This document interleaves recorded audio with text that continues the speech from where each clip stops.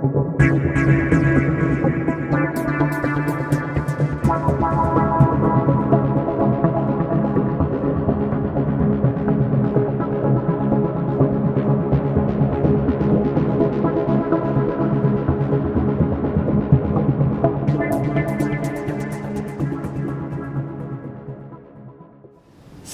hi here. You were asking me to record you in the context of COVID-associated problems that might occur within the injection when you get that. So I heard, had some problems with that and you wanted to share that. So I understand this is your individual case, like saying we just look at you here now, at your individual case, at your symptoms. We're not like saying by no means like, look, mummies and daddies, don't inject your child. We're not saying this at all. It is very important, you know. But still, looking at your case, people out there might be interested to know what also can happen, like, you know, since there's very little reports about that. So if you just could tell me something a bit about your background, like, you know, what you work for, or like what your interests are, so that people can understand, like, that you would have already an insight into the subject itself. So I'm Reza Ranjandish. I have a PhD in electrical engineering and for many years working on implantable medical device for brain disorders, neurological disorders like epilepsy and like Parkinson and this kind of diseases. And yes, I have a quite good background on the neuroscience and yeah. So it is your bread and butter, as they say, like, you know, you kind of study the field, you know, that's your daily routine. Yeah, okay. I have a very good insight. So we kind of met like when you came to hospital into a wheelchair. I had to help you. I remember quite, you know, quite clearly. I had to help you actually accessing the examination room and helping you under the bed. And I was then asking like, oh, what happened to you? So you said like, you know, I have problems. I can't move properly anymore. So eventually you were mentioning that you were suspicious of, thinking that might be caused or instigated or triggered, or in any case, whatever it might be, you know, correct in the, you know, the scientific terminology, but you kind of were suspecting this has to do with the injection or something like. So how did your symptoms start? What did you notice first? And when did you start thinking, well, I have to get it checked up? Yeah, in fact, after the first dose, which was in June 2021, I had 2 numb areas in my right leg, but very small 2 numb areas, and in fact I realized it after I was drying myself after a shower. And these two small areas were in fact associated with different roots, different nerves, and it was after the vaccine, so I suspected that it might be somehow possible that it is the vaccine, but I waited until the second dose. I went to the vaccination center. I asked them that this happened to me, so do you think that it might be the vaccine, or if there is any protocol and there's any safety issues regarding that? And they told me that no, this must not be the vaccine because we haven't received any safety protocol from Swiss Medic and the authorities. So then they gave me the second dose, and unfortunately the day after the second dose everything got really bad. Yeah, what symptoms did you have? The numbness? So the numbness became bigger to a numb area, which was completely stabilized. For 2 weeks after the first dose, I had this 2 numb area, but it stayed for 2 weeks and a half, like that. It didn't change at all. So but meaning, after, meaning like you could not move. It started to kind of get worse. No, it was stabilized. It was not. Okay. It was not. There were no pain, no spasticity, nothing. Just 2 numb areas, and I couldn't even realize it normally. I just realized it because I was drying myself after a shower, and normally as a single man. It got worse like after the second injection. What did you do then? Yeah, I mean, when it got worse, the numb area became bigger, and then the pain and this kind of thing. So I went to the Canton Hospital Baden in emergency just 2 days after the second dose. I told them that I suspect of 2 things. I hope that it's just something that it will go away, but I suspect like transverse myelitis or multiple sclerosis in worst case. And the doctor was very optimistic. He said that no, it should not be like that, and there is no correlation between this and the vaccine. But I will call the neurologist of Kanton Hospital Baden and I will talk to him. So he called him in front of me and he said that, look, we have this case and blah blah blah. And he told him that no, I don't believe that this is the vaccine, and I don't believe that this must be a multiple sclerosis. But I asked as an immediate MRI, I asked an immediate lumbar puncture. But they rejected. They said that to our understanding there is no urgent case, so we don't need to do it urgently. So he gave me an appointment for MRI in 2 weeks. Okay, so they basically sent you back home? Yes.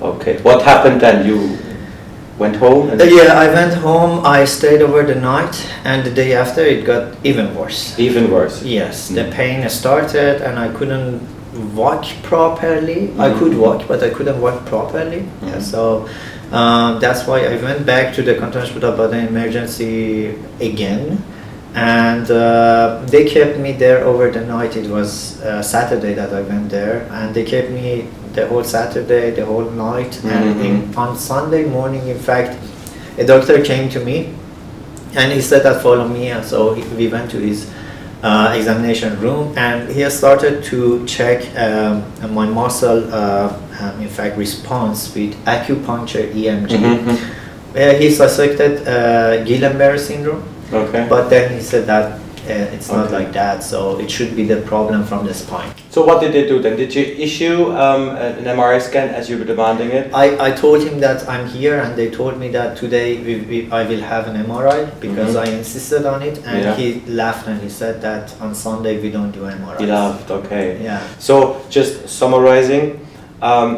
you got your first injection, you got your second injection, problems started rising. You went to the doctors, to the emergencies, to the ambulances, you made them aware you have problems, you were asking them, could we get it checked out? You were suggesting a full spinal cord examination in the MRI, just to start off with, as a kind of a diagnostical procedure. So you kind of got sent away all the time when you were asking for it, like, you know. So what happened then, like? So then they told me that, okay, I stay here, on Monday we will do, but I mean from Saturday they kept me there. They said that we will do the MRI, we will do the MRI, we will do it, and nothing happened. So I said that no, I will go to another hospital. So at that time my ex-girlfriend, she told me that let's go to Lausanne. There is a hospital there, Chouv, Unisante, they are there. So we just went there, we stayed in the queue for, we waited something like probably 4 hours just to see the doctor, emergency doctor. And the emergency doctor, she told me that I think that is the nerve compression, so to my understanding it should not be something urgent. And I told her that, look, this happened after the vaccine, I really suspect about the vaccine, I really suspect about either transverse myelitis or multiple sclerosis, and she wrote it down. In fact, I got the report after and she wrote it down.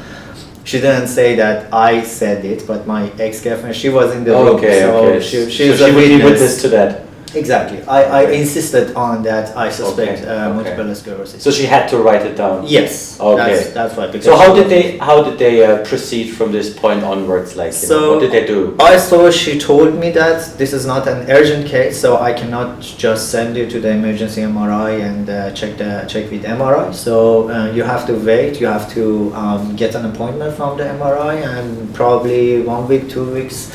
Or maybe later you will go and do the MRI. If I just may ask you, because time, the audience might not yet suspect that, but time plays a major role in treating your symptoms in this case, you know, in one of the odd cases, time plays a huge role. So may I just ask you, how long has it been since, from the first injection to you went to Lausanne, all that what we were talking about now, what is that, 2 weeks, a week? No, in fact, the first visit to Kanton Hospital Baden, emergency, the first visit, it was only 2 days after the second dose. And then Lausanne? Lausanne, it was like four days after the second. So not quite a week, almost a week, okay.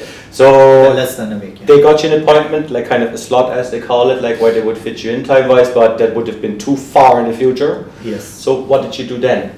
So several times until my MRI, I went to the emergency because I had huge pain. I had a lot of spasm in my leg. I was telling them, I mean, it was quite obvious that because of the spasticity and the numbness, they have to do an urgent protocol. Okay. But they didn't follow it, and they were just giving me really strong painkillers. I mean, they started with Dafalgan and Novalgine, and then it reached Tramadol and even. But they weren't specifically treating you for like one disease, because those medications are like anti-inflammatory and blah blah blah blah. Exactly. You could get it for headaches and stuff like. Exactly. More or less, I'm exaggerating now, but they didn't still know. So when did your situation change? Like I mean, as far as I understand now, it just got worse and worse and worse.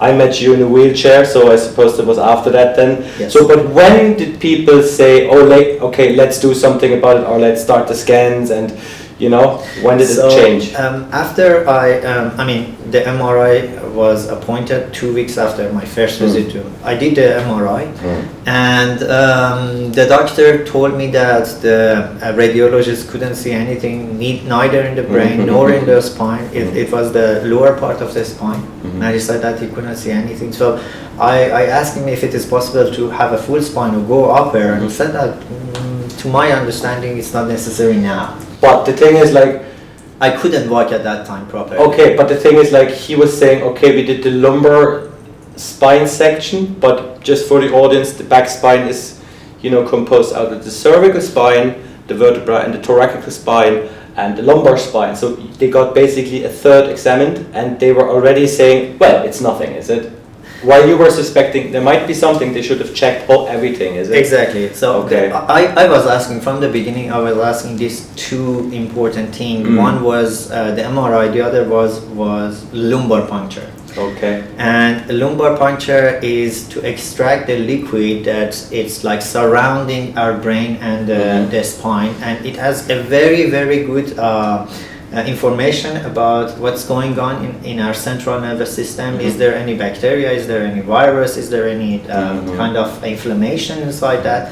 So I was asking that, but from the beginning, neither of them were not listening. They were not listening. They weren't even considering doing it. No, unfortunately. Now, so the way I perceive it now, your understanding was, well, I have to get my back spine scanned. I have to get lumbar puncture done, and then maybe plasmapheresis. You were telling me. I mean, if you just could explain why plasmapheresis and why lumbar puncture for me as a layman, like just kind of. Yeah, so lumbar puncture is very important in order to distinguish if the inflammation, first, if there is inflammation, second, if the inflammation is caused by a pathogen like a bacteria, like a virus, or it's something else, because in case that if there is a pathogen, if there's a bacteria, if there's a virus, they should boost the immune system, not suppress the immune system. Otherwise, for example, if it's an autoimmune disease, they should suppress the immune system. This is the difference between these two. So, but in any case, it would have been very vital and important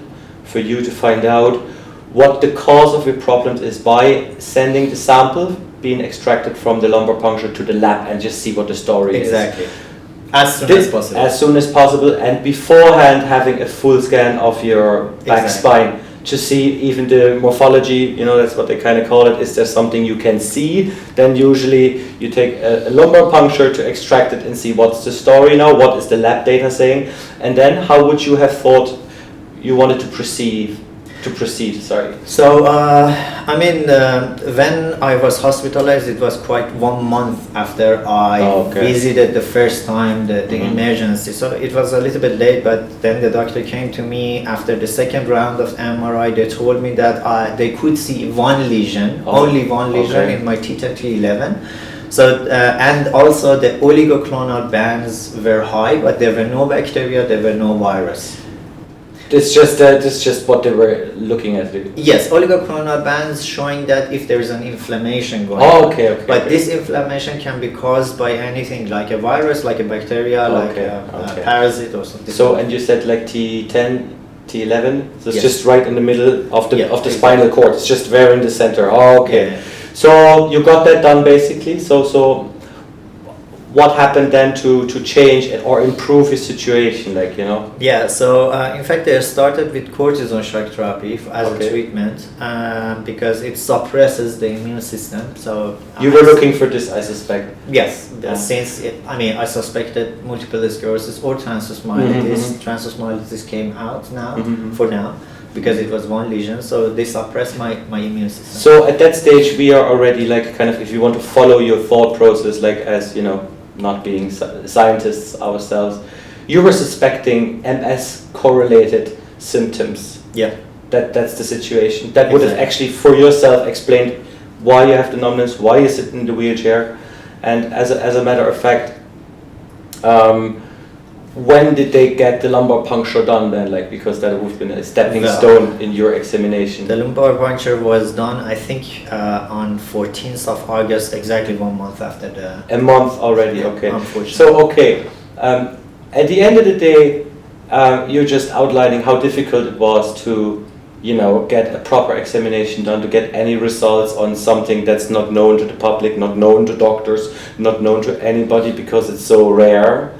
And maybe this is the reason why things took so long. But as time plays a role in treating patients like you, I would like to be interested in, when did you the first time get even proper professional recognition by a scientist? I heard you ran then later in the course of your treatment, in the course of your hazardous undertakings to make people see and hear what's happening to you, you know. When did you meet Mr. Martin, and who is he? Yeah, Professor Martin is a very, quite famous scientist worldwide in Europe, in Switzerland. And in fact, he's doing research on neuroimmuno like diseases. And like for example, multiple sclerosis is one of them. And he has a very good background and good research on this. So in fact, I insisted on, when I moved to onset, which is a hospital in Zurich. When I moved there, I insisted on asking questions, and unfortunately the doctor couldn't answer any of them. Okay. And at the end they said that, look, we have an appointment for you with Professor Martin, and if there is anyone that can answer your question, it's him. Okay, so from the time of your first injection to meeting Professor Martin, how much time roughly has passed by? 5 months. 5 months, yeah. 5 months, mind you. Okay. Now, what did he say after having looked at your case? So, in fact, at the beginning that I went to the room, and he also entered after me, he said that, look, I believe that it's very probable that this is caused by the vaccine, and I asked him if it is possible to prove it 100%, and he said that yes, we have a very good equipped lab that we can do a lot of experiment in it. So if it's possible that I provide the biological samples, he can do the experiments, and then I accepted. Okay, and I heard there's been an article being written about you in a scientific kind of a paper where his findings and his method of examining and ruling everything else out is actually mentioned, isn't it? Yes, it's at the point that we are talking, it's not accepted yet, but it's in the process of the review. Yeah. So as soon as the paper is published, then we can put it. His paper to prove his thesis, but the whole procedure was mentioned in Wissen as well, which is a journal. Yes, it's a newspaper. In fact, in 2nd of April 2023, there is an article in Sonntagszeitung or Tagesanzeiger, one of these. I don't really know the difference. And there is in this recent part of that newspaper, there is my story about 1.5 page, and then after that, Professor Martin has a part. As a half-page part, and he in fact explains that what he did, what kind of experiments he did, and what kind of conclusion that he came, and he's clearly written that he could provide the proof that there is a connection between the vaccine and the multiple sclerosis. A scientific proof. Yes, being done in the lab. Yes. And what is the proof saying? I want to be very careful what we're saying here because I'm not a scientist, so the proof is that your symptoms, your MS correlated problems and symptoms can be triggered or caused, or how do scientists look at that? Because I'm not too sure now. So when we are talking about cause, it means that something has a direct effect on something else, right? When we are talking about trigger, it means that we have an indirect cause and effect, right? So in the case of vaccine didn't go there to do the damage itself. It made a chain of reactions that went and did the multiple sclerosis. So in my case, we can say that the onset of multiple sclerosis was caused by the vaccine. Oh, it's just the onset of a chain of various events. Exactly. The onset is caused by the vaccine, but we cannot say that multiple sclerosis is caused by the vaccine. We should say multiple sclerosis is triggered by the vaccine. There is no as a common language, there is not that much difference. It's just the cause and effect as a direct or indirect. Okay, but you having now done all that, like, you know, I'm just summarized because obviously this is very difficult, like, you know, even subject-wise to get through. You had your problems, you went to various ambulances and emergencies, you were telling doctors, just side information is like you were even writing the various departments and all that, like, you know, you try to let everybody know. But in summary, there was no imminent reaction to your claims or to your suspicions. So they had you hang there with no proper treatment, like, you know. So if we just melt it down now, because this is like one part of our interview here, just letting people know why time is playing such a role and what you have to get done in order to try to minimize or even prevent the problems you were facing. So if we just start off with the diagnostical side of it, we, you know, getting the MRI scan done, the lumbar puncture to determine whatever it is they find out in the lab, plus the plasmapheresis, like kind of washing your blood, and then there's another procedure as well. So if you just could explain on plasmapheresis very briefly what it does for you as a patient. As you mentioned, plasmapheresis is kind of washing the plasma of the blood, which include a lot of like antibodies and this kind of things. Like but antibodies in general, not only antibodies being you know, kind of done by the vaccination, all antibodies. All antibodies. So it reduces the amount of it, and normally we do it like in several sessions. So it reduces, but it's not like depleting all the antibody from the blood. Okay, but it would have helped anyway. Yes, but it helped. And you got it done yourself at some stage? Yeah, in fact, from the beginning, when I was hospitalized, I was asking for a long-term cortisone therapy, like a 10 days cortisone therapy and plasmapheresis, and I was not saying it by myself. I referenced to a paper, a scientific paper that it was published at that time, and there were a hospital that they received a similar patient like me, and they published this paper. So I showed it to the hospital doctors. That it kind of worked. It looked at worked. Exactly. If it's what I suspected to be. Okay. In KSP, I showed it to the doctors, and they said that no. But still, we will do our procedure. We have our own procedure. Oh, they have their own procedure. But their own procedure at that time actually meant doing nothing. In a sense. 5 days of cortisone shock therapy. No plasmapheresis. And no plasma. It's doubled and it suppresses the immune system more. If plasmapheresis doesn't work perfect, right? There's another thing you can do as well. Yes, it's immune modulation therapy. So immune modulation therapy. So whatever it is, but that is an additional, like, kind of preemptive strike you can undertake in order to try to get better. Yes.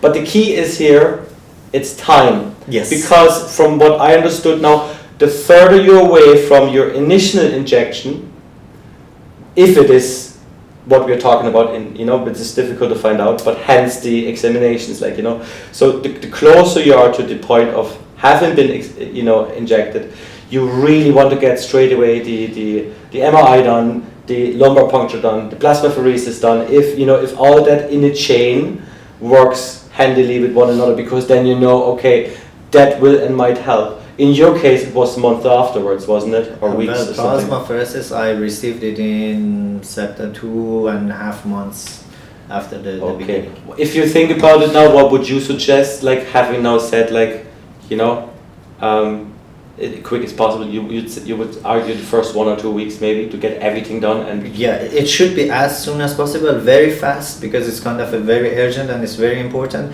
So just complete the information. Immunomodulation therapy normally is given to the people that, for example, is diagnosed with multiple sclerosis or this kind of disease. Normally for multiple sclerosis, the doctors need to follow kind of procedure. We call it McDonald criteria. So it needs a 1 month difference between the attacks, and that's why the plasmapheresis comes into this equation, because plasmapheresis will help the body to reduce the amount of antibody. What you were describing before. Okay. Exactly. So this is working hand in hand all the Exactly. thing. Now, I heard, like, you know, after, well, your case has, in a sense, gloriously failed, like, because you got your treatments, like, you know, I mean, we obviously could talk now endless times, you know, Exactly. about that. I mean, it's not about proving stuff, because I had a quick glance at all the emails, at all the documents, at even your MRI scans and where it shows the lesion and all that. It's, you know, the proof can be shown if needed or requested, but it's not about that. Because if this is happening to anybody, this is why we're sitting here actually, just to let people know there is a possibility that those people could be a case like you, and what would be important, like, for the people to do, because as far as I understood it, the longer you wait, the smaller or slimmer is your chance to either get rid of it. Mostly you can't, you said. You can kind of diminish it and make the lesion smaller. But in essence, the longer you wait, the longer the higher the likelihood is that you will have to deal with this problem all your life. Yeah. All your life, like that's what we're talking about. Like, you know, true. you never can cure it then if you wait too long. Well, I mean, multiple sclerosis is not something that you can cure completely, and also the lesion doesn't go away, doesn't disappear normally. They will reduce in the size, but normally they don't disappear. Would you say now, if you think back, I mean, obviously, even though the interview or the talk is very long, we are narrating half a year of you being out of work, of you being in pain, of you being actually, in a sense, exposed to experiments more or less, or maybe here and there people not taking your claims too serious. Now, if you think back, if everything would have worked perfectly, would you have to worry now in the future? Would you think if they would have implemented your strategy or theory as quick as they could have been doing it, would you think you would have less problems now? Definitely. Definitely. Is there cases where it's been proven that it is like this? I mean, there are some people that after me they went to onset. I don't have the result of the follow-up. It's data protection, like yes, okay, exactly. Obviously. So I don't really know, but the sooner that they start the treatment, the less kind of like lesion the patient will get, and the more lesion means the more problem. Okay, get you. So the sooner the treatment is, the sooner you can stop having new lesion. It means that the less damages that you. So interestingly enough, this Professor Martin, having looked at your case, he actually kind of does more or less the same thing now, or he did. He's retired now. Heard with his patients having that came after you, kind of. Is it so? So actually, what you thought initially, that's the pivotal point. What you thought before actually came true, and not only that it is a thesis, it was supported by lab data, by science, and the scientist responsible for this, who's mentioned in this article as well, which we have linked below, you know, is actually acting or was acting on behalf of his findings. So you must be more or less right. I mean, yes, in fact, the light of the proof, it's showing that there is this correlation between the vaccine and this kind of side effects, and I'm not really aware of the case after me, but definitely she received a really good care. So as this seems to be very individual, you know, because we cannot say, oh, the vaccination is causing it, blah blah, in your case individually. That's point number one. We were speaking about the importance of of acting quick, like, you know, and taking things serious. But what about the Department of Health or whatever? Because, you know, when you look at the website to this day, what is the date today? So today is like we are in June, and in fact still I haven't seen anything about. So they're not mentioning, they're saying like the vaccination is 100% safe, you get a bit of headaches, you can feel a bit weary, but they're not saying it can cause serious side effects. They're not saying this at all. Only I think Moderna issued a safety protocol saying that the vaccine can cause transverse myelitis. It's for the first time in medicine history that we have a scientific proof that a vaccine can cause multiple sclerosis. Before we had the suspect, but there were no cause now, as we elaborated before, triggering the onset of it, like, you know, because causing the onset. Because when you say it causes it, like, you know, oh, we get it. No, it's even more individual. That's important for people to understand, because, you know, when people hear that, they say, oh, let's not do it. It's not this. No. It is the individual analyzation of each individual case. Yeah, and normally it should be really rare.